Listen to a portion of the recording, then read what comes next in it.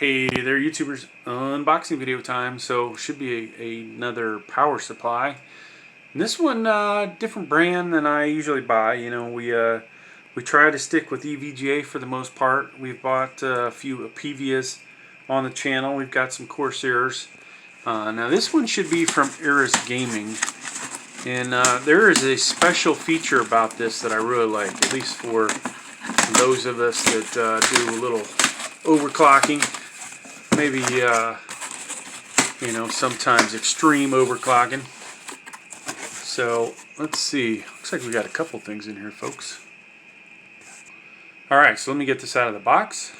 Now, first impression of the box is, this is a lot bigger than you normally get.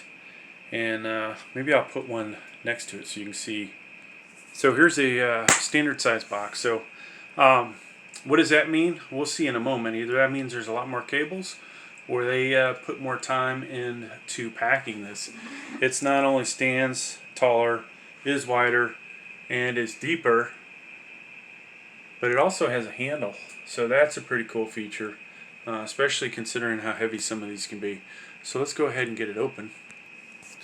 Of course, before we do that, let's check out the box. There's the front, 80 plus bronze. That's a big plus.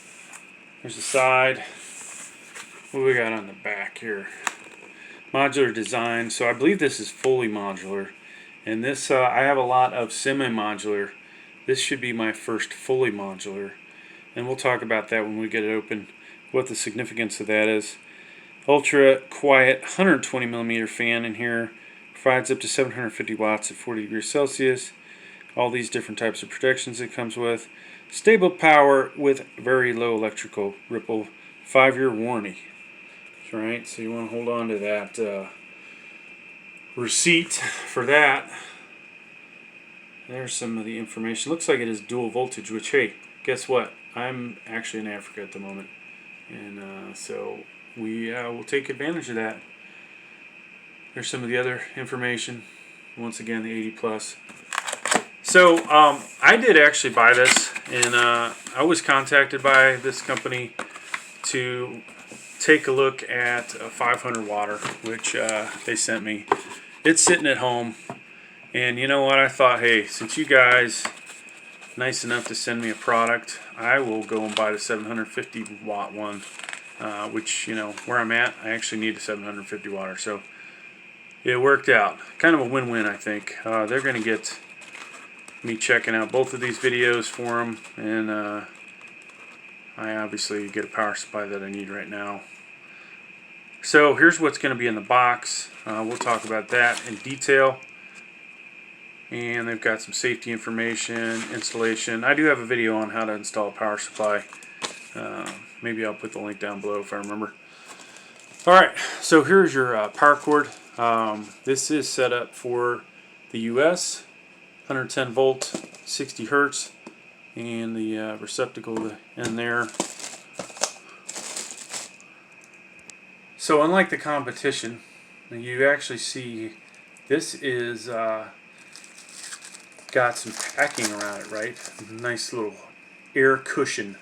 That's you know, big plus there, folks, because to be honest with you, where I'm at, most of the boxes have been showing up destroyed, at least the exterior Amazon box. So this is nice that it did come with this. Alright, so the power supply actually is semi-modular. Whatever reason I thought it was fully modular. Fully modular would mean that you would have connectors for all these, right? You would not have this one single strand, and then you'd have a bunch of these headers that you're going to connect to. So this is semi-modular. And on this end we've got, there's your receptacle for power on off to the unit. This thing's pretty heavy, folks. Very solid. So I showed that at PV earlier, and who's probably, you know, a competitor of these guys, obviously. But where that one is, you know, seems to be cheaply made, this one, honestly, looking at it, is very solid. I'd have to take it completely apart to really give you my opinion on it. But, you know, the fact that it weighs this much gives me a good feeling about it. And then when you see that, you know, usually it's pretty good power supply. Let's look at the connectors, and hopefully I'll put some links down below for y'all that are really checking the video out for, hey, what's included. Some people don't want to listen to good old Dave. Alright, so we'll do these one at a time.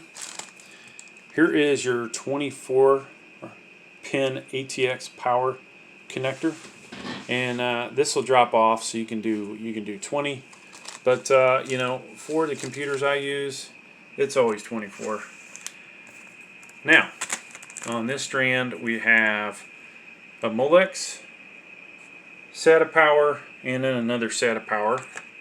I probably will not use those, because if you know the channel, I've pretty much switched over to using SSDs only, and when I say that, M.2 NVMe, so we don't need all those connectors. Now, this is a bonus for this, okay? And hence why I wanted this one. This is 750 watt, but this is your 12 volt CPU power connector. There's a 1x8 and then another one, okay? So this one, that's definitely a 1x8. This guy splits, okay? So this is a 2x4.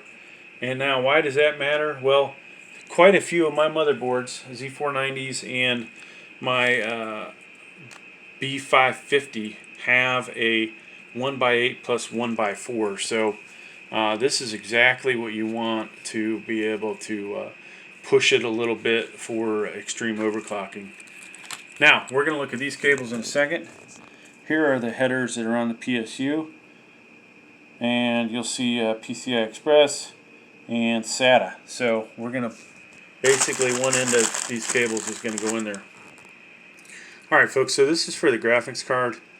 You have basically two 8-pin connectors,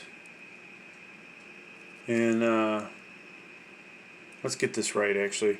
6 plus 2 and another 6 plus 2, okay? And then this guy right here is going to connect where your PCI Express is on the power supply. Alright, so pretty much any of the graphics cards that's out there you can run with this power supply using that cable. Now, if you want to run a second graphics card, here is another cable identical to that. And of course you want to make sure that you don't need more than 750 watts. So I would imagine, to be honest with you, you would not stick into GTX 1080 Ti's using this power supply. You're probably going to have to go with a 1000 watt something, which we have one of those around here somewhere. But that 1000 watts does not have this CPU power connector, so it's kind of a bummer. Now, over here we have another Molex connector and two more SATAs, and then that's a 4-pin connector there, and then there's your header, your SATA header that will connect in there. This strand is almost identical, except it doesn't have that additional 4-pin. So lots of hard drives can be connected to this, as well as SATA. Old style, we'll call it hard drives, and the newer style. And then you've got this little gizmo quick inspection tool to verify that it's actually working, with the directions in here on how to use this. So I eventually will actually use this power supply, folks, and we'll test it out. Most likely Z490, or maybe maybe we'll go with the Ryzen 9 3900X, but most likely it'll be a Z490, and we'll check it out. We'll do some overclocking on it and just get a good idea of what this thing can do, and we'll see it in action. So thanks for checking out the video. Please like, please subscribe, and also in that video I probably will actually install it either outside of a case or inside of a case. So you might just see it sitting on a table looking like that, but it'll be powered up. And we'll test out the include a tool there, and do some other stuff. But hey, thanks for checking out the video. Please like, please subscribe. Thank you.